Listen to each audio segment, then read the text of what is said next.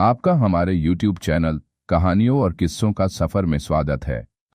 आज की हमारी कहानी है मुंशी प्रेमचंद की रामलीला। इधर एक मुद्दत से रामलीला देखने नहीं गया। बंदरों के भद्दे चेहरे लगाए, आधी टांगों का पाजामा और काले रंग का ऊंचा कुर्ता पहने आदमियों को दौड़ते हु करते देखकर अब हंसी आती है, मजा नहीं आता। काशी की लीला जगत विख्यात है, सुना है, लोग दूर दूर से देखने आते हैं। मैं भी बड़े शौक से गया, पर मुझे तो वहां की लीला और किसी वज्र देहात की लीला में कोई अंतर न दिखाई दिया। हाँ, रामनगर की लीला में कुछ साज सामान अच्छे हैं। राक्षसों और बंदरों के चेहरे पीतल के हैं, गदाएं भी पीतल की हैं। कदाचित नवासी भ्राताओं के मुकुट सच्चे काम के हों, लेकिन साज सामान के सिवा वहां भी वही हूं के सिवा और कुछ नहीं। फिर भी लाखों आदमियों की भीड़ लगी रहती। लेकिन एक जमाना वह था जब मुझे भी रामलीला में आनंद आता था। आनंद तो बहुत हल्का सा शब्द है, वह आनंद उन्माद से कम न था। संयोगवश उन दिनों मेरे घर से बहुत थोड़ी दूर पर रामलीला का मैदान था, और जिस घर में लीला पात्रों का रूप रंग भरा जाता था वह तो मेरे घर से बिल्कुल मिला हुआ था। 2 बजे दिन से पात्रों की सजावट होने लगती थी। मैं दोपहर ही से वहां जा बैठता, और जिस उत्साह से दौड़ दौड़ कर छोटे मोटे काम करता, उस उत्साह से तो आज अपनी पेंशन लेने भी नहीं जाता। एक कोठरी में राजकुमारी का श्रृंगार होता था। उनकी देह में रामरच पीसकर पोती जाती, मुंह पर पाउडर लगाया जाता और पाउडर के ऊपर लाल, हरे, नीले रंग की बूंदकियां लगाई जाती थीं। सारा माथा, भौहें, गाल थोड़ी बूंदकियों से रच उठती थीं। एक ही आदमी इस काम में कुशल था, वही बारी बारी से तीनों पात्रों का श्रृंगार करता था। रंग की प्यालियों में पानी लाना, रामरच पीसना, पंखा झलना मेरा काम था। जब इन तैयारियों के बाद विमान निकलता तो उस पर रामचंद्र जी के पीछे बैठकर मुझे जो उल्लास, जो गर्व, जो रोमांच होता था, वह अब लाट साहब के दरबार में कुर्सी पर बैठकर भी नहीं होता। एक बार जब होम मेंबर साहब ने व्यवस्थापक सभा में मेरे लिए एक प्रस्ताव का अनुमोदन किया था, उस वक्त मुझे कुछ उसी तरह का उल्लास, गर्व और रोमांच हुआ था। हाँ, एक बार जब मेरा ज्येष्ठ पुत्र नायब तहसीलदारी में नामजद हुआ, तब भी ऐसी ही तरंगें मन में उठी थीं। पर इनमें और उस बाल विह्वलता में बड़ा अंतर है। तब ऐसा मालूम होता था कि मैं स्वर्ग में बैठा हूं। निषाद नौका लीला का दिन था। मैं 2-4 लड़कों के बहकाने में आकर गुल्ली डंडा खेलने लगा था। आज श्रृंगार देखने न गया। विमान भी निकला, पर मैंने खेलना न छोड़ा। मुझे अपना दांव लेना था। अपना दांव छोड़ने के लिए उससे कहीं बढ़कर आत्मत्याग की जरूरत थी, जितना मैं कर सकता था। अगर दांव देना होता तो मैं कब का भाग खड़ा होता, लेकिन पदाने में कुछ और ही बात होती है। खैर, दांव पूरा हुआ। अगर मैं चाहता तो धांधली करके 10-5 मिनट और पदा सकता था। इसकी काफी गुंजाइश थी, लेकिन अब इसका मौका न था। मैं सीधे नाले की तरफ दौड़ा। विमान जलतट पर पहुंच चुका था। मैंने दूर से देखा मल्लाह किश्ती लिए आ रहा है। दौड़ा, लेकिन आदमियों की भीड़ में दौड़ना कठिन था। आखिर जब मैं भीड़ हटाता प्राणपण से आगे बढ़ता घाट पर पहुंचा तो निषाद अपनी नौका खोल चुका था। रामचंद्र पर मेरी कितनी श्रद्धा थी। अपने पाठ की चिंता न करके उन्हें पढ़ा दिया करता था, जिसने वह फेल न हो जाए। मुझसे उम्र ज्यादा होने पर भी वह नीची कक्षा में पढ़ते थे, लेकिन वही रामचंद्र नौका पर बैठे इस तरह मुंह फेरे चले जाते थे, मानो मुझसे जान पहचान ही नहीं। नकल में भी असल की कुछ न कुछ बुआ ही जाती है। भक्तों पर जिनकी निगाह सदा ही तीखी रही है, वह मुझे क्यों उबारते। मैं विकल होकर उस बछड़े की भांति कूदने लगा, जिसकी गर्दन पर पहली बार जुआ रखा गया हो। कभी लपक कर नाले की ओर जाता, कभी किसी सहायक की खोज में पीछे की तरफ दौड़ता, पर सब के सब अपनी धुन में मस्त थे। मेरी चीख पुकार किसी के कानों तक न पहुंची। तब से बड़ी बड़ी विपत्तियां झेलीं, पर उस समय जितना दुख हुआ उतना फिर कभी न हुआ।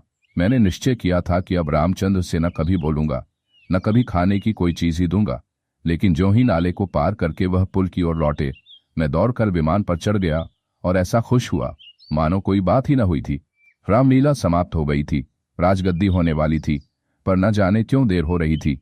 शायद चंदा कम वसूल हुआ था। रामचंद्र की इन दिनों कोई बात भी न पूछता था। न धरी जाने की छुट्टी मिलती थी, न भोजन का ही प्रबंध होता था। चौधरी साहब के यहाँ से एक सीधा कोई 3 बजे दिन को मिलता था। बाकी सारे दिन कोई पानी को नहीं पूछता। लेकिन मेरी श्रद्धा अभी तक ज्यों की त्यों थी। मेरी दृष्टि में अब भी रामचंद्र ही थे।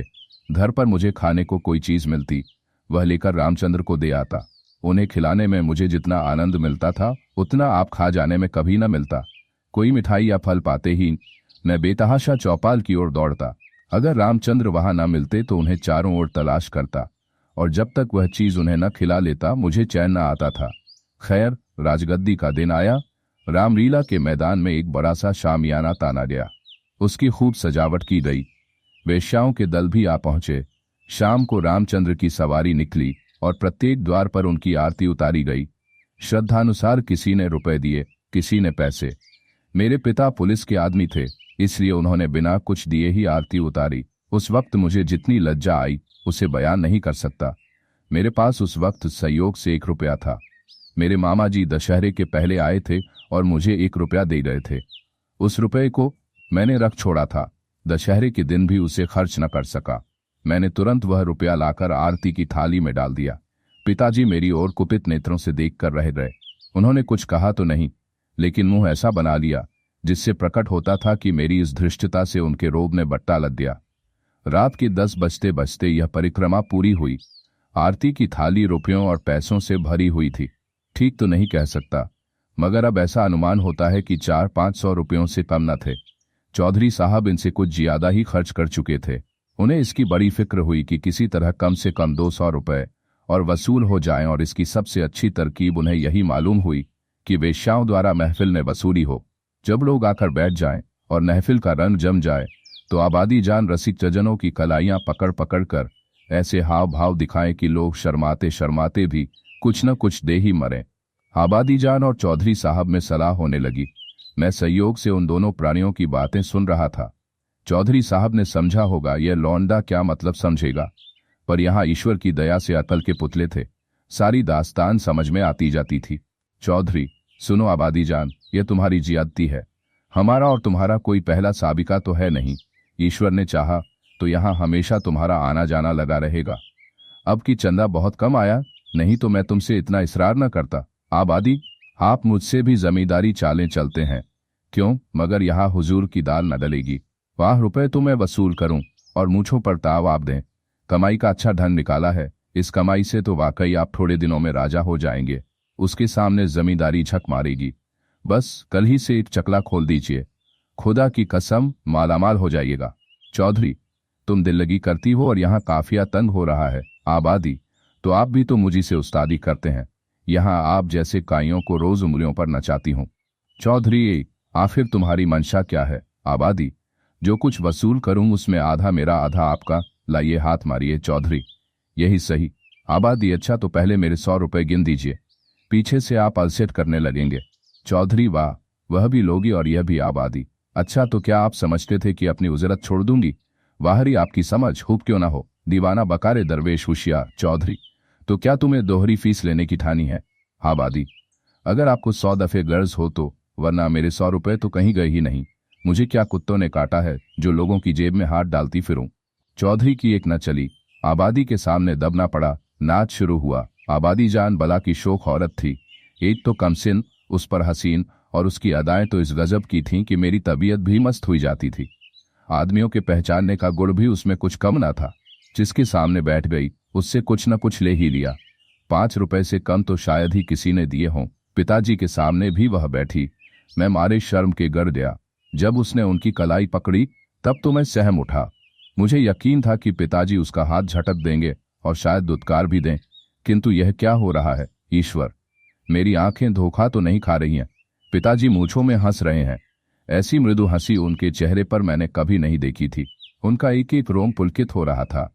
मगर ईश्वर ने मेरी लाज रख ली। वह देखो, उन्होंने धीरे से आबादी के कोमल हाथों से अपनी कलाई छुड़ा ली। अरे, यह फिर क्या हुआ? आबादी तो उनके गले में बाहें डाले देती है। अब पिताजी उसे जरूर पीटेंगे। चुड़ैल को जरा भी शर्म नहीं।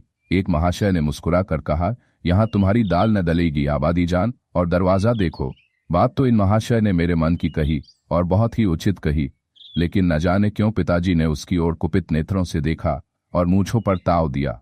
मुंह से तो वह कुछ न बोले, पर उनके मुख की आकृति चिल्लाकर सरोज शब्दों में कह रही थी, तू बनिया मुझे समझता क्या है? यहां ऐसे अवसर पर जान तक निसार करने को तैयार है। रुपए की हकीकत ही क्या, तेरा जी चाहे आजमा ले, तुझसे दूनी रकम न दे डालूं तो मुंह न दिखाऊं। महान आश्चर्य, घोर अनर्थ। अरे जमीन तू फट क्यों नहीं जाती? आकाश तू फट क्यों नहीं पड़ता? अरे मुझे मौत क्यों नहीं आ जाती? पिताजी जेब में हाथ डाल रहे हैं। वह कोई चीज निकाली और सेठ जी को दिखाकर आबादी जान को दे डाली। आह, यह तो अशरफी है। चारों ओर तालियां बजने लगीं। सेठ जी उल्लू बन रहे या पिताजी ने मुंह की खाई, इसका निश्चय मैं नहीं कर सकता।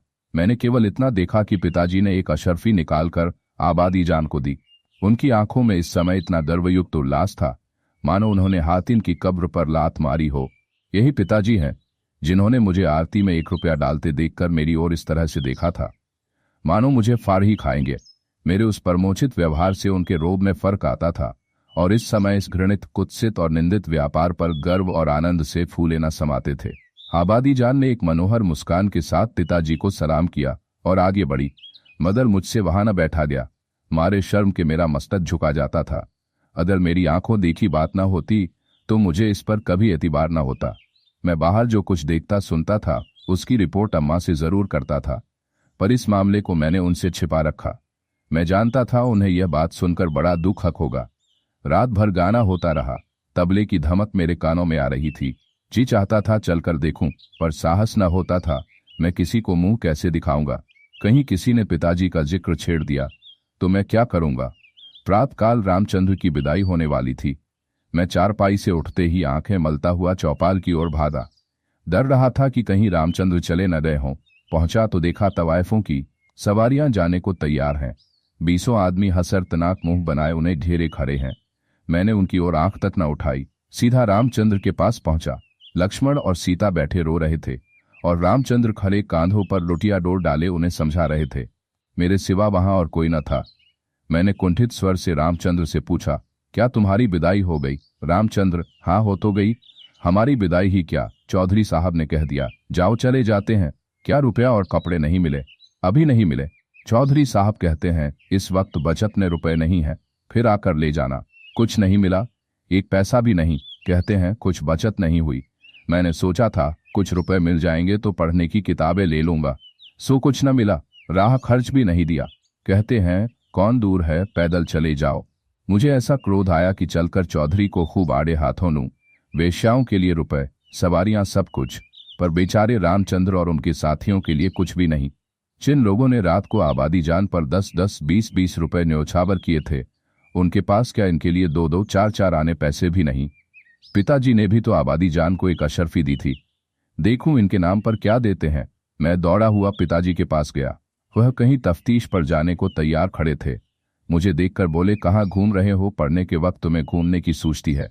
मैंने कहा, गया था चौपाल। रामचंद्र विदा हो रहे थे, उन्हें चौधरी साहब ने कुछ नहीं दिया, तो तुम्हें इसकी क्या फिक्र पड़ी है? वह जाएंगे कैसे? पास राह खर्च भी तो नहीं है। क्या कुछ खर्च भी नहीं दिया? यह चौधरी साहब की बेइंसाफी है। आप अगर 2 रुपया दे दें तो मैं उन्हें दे आऊं, इतने में शायद वह घर पहुंच जाए। पिताजी ने तीव्र दृष्टि से देखकर कहा, जाओ अपनी किताब देखो, मेरे पास रुपए नहीं है। यह कहकर वह घोड़े पर सवार हो गए। उसी दिन से पिताजी पर से मेरी श्रद्धा उठ गई। मैंने फिर कभी उनकी डांट डपट की परवाह नहीं की।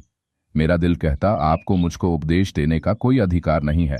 मुझे उनकी सूरत से चिढ़ हो गई। वह जो कहते मैं ठीक उसका उल्टा करता। यद्यपि इसमें मेरी हानि हुई, लेकिन मेरा अंत करण उस समय विप्लवकारी विचारों से भरा हुआ था। मेरे पास 2 आने पैसे पड़े हुए थे। मैंने पैसे उठा लिए और जाकर शर्माते शर्माते रामचंद्र को दे दिए। उन पैसों को देखकर रामचंद्र को जितना हर्ष हुआ, वह मेरे लिए आशातीत था। टूट पड़े, मानो प्यासे को पानी मिल गया। यही 2 आने पैसे लेकर तीनों मूर्तियां विदा हुईं। केवल मैं ही उनके साथ कस्बे के बाहर तक पहुंचाने आया। उन्हें विदा करके लौटा तो मेरी आंखें सजल थीं, पर हृदय आनंद से उमड़ा हुआ था। धन्यवाद। ऐसी ही और कहानियां सुनने के लिए हमारे चैनल को सब्सक्राइब करें।